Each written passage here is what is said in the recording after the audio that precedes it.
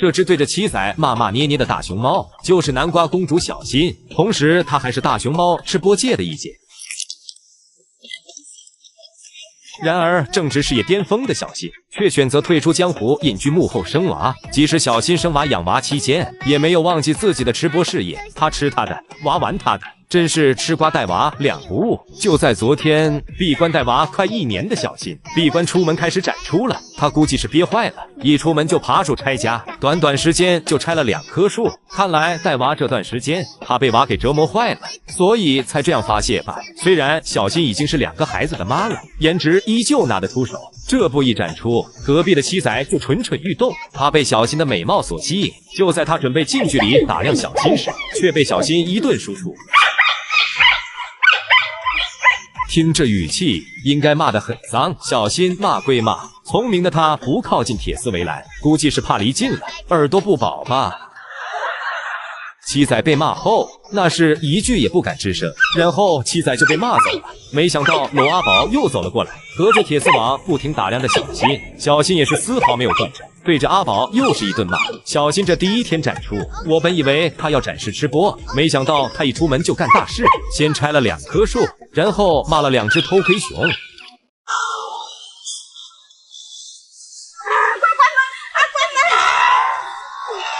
这是萌兰为数不多的成功越狱画面，趁美奶妈不注意，就朝着室外跑去。等奶妈反应过来时，已经来不及了。奶妈为了防止其他2小只也跑出来，只好一边挡住门，一边抱住向往自由的萌兰。而萌兰也很讲义气，虽然自己跑出去了，一直没有忘记室内的2个小弟，他还试图打开门，放2个小弟出来。那时的萌兰有多聪明，奶妈想一把给他抱进来，机智的萌兰一把抱住身旁的相机架，奶妈费了9牛2虎之力，也没把萌兰拉进来，甚至差点将相机弄倒。要不是一名奶爸出现，萌兰这一下就把小弟给救了出去。最终成功跑出去的萌兰，又被奶妈硬生生给扯了回来。虽然罪魁祸首萌兰被奶妈安排了小单间，让她反思，但是到了第2天，萌兰看到饲养员都走了，又开始了干大事。她让庆小充当肉垫，由于平时2熊就经常练习，所以庆小十分的配合。结果众熊发现篮筐更适合充当垫子，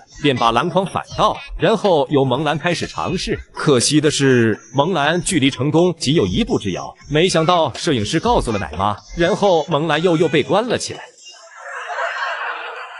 我想给你，问题吃箱里面装满了，你叫我放哪里啊？原来大熊猫真的听得懂人话，只因奶爸说了一句车厢满了，他就赶紧把竹子扔掉，清理空间，好让奶爸给零食。事情是这样的，这天奶爸来给这只叫做酷酷的大熊猫来喂窝窝头，然后奶爸开玩笑说酷酷的车厢满了，窝窝头不知道放哪里。结果没想到酷酷听懂了，把车厢里面的竹子给扔出来，用来装窝窝头。看到酷酷清理完车厢后，奶爸将窝窝头扔了过去。哎呀！然后酷酷吃上了香喷喷的窝窝头。看到酷酷这一表现，奶爸都夸奖说他太厉害了，太厉害了，觉得自己。当小火车准备开动时，奶爸让他扶稳，没想到他又听懂了。哎，小火车准备开动了啊，做好扶稳了。哇，这个霸气的姿势！奶爸话音刚落，酷酷就用手扶好了。酷酷真的好聪明呀，他真的听得懂人话。然后酷酷坐在火车上，大口大口炫起了食物，而酷酷的火车像极了移动餐车。而同样是就餐，同在屋檐下的梅青就不一样了，不仅脾气大，还碰瓷火车，多次逼停室内的小火车，这可把饲养员气哭了。同样都是小熊，怎么一个听话，一个淘气呢？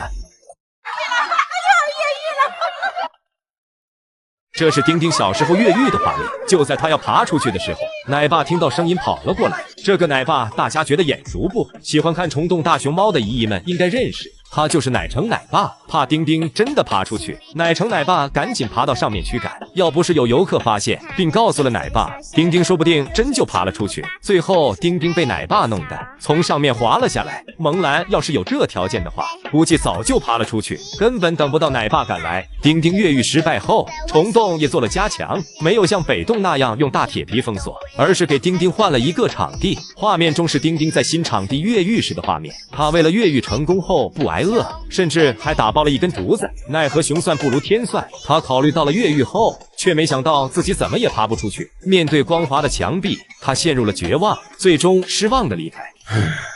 此后多年，丁丁一直没有越狱，虫洞关于他的新闻也少了，甚至有时候他还学会了把奶爸挂网上。如视频中，自己家门开着，他不回家，偏要站在姐姐家门口淋雨。大家以为丁丁就这样过一生时，没想到前段时间他趁工作人员不注意，准备跑往人工通道。看来大熊猫丁丁一直没忘记越狱，他只是在等一个机会罢了。被奶妈阻止后，恼羞成怒的他开始对着奶妈生气。这孩子下手没轻没重的，将奶妈扑倒后就是一顿揍。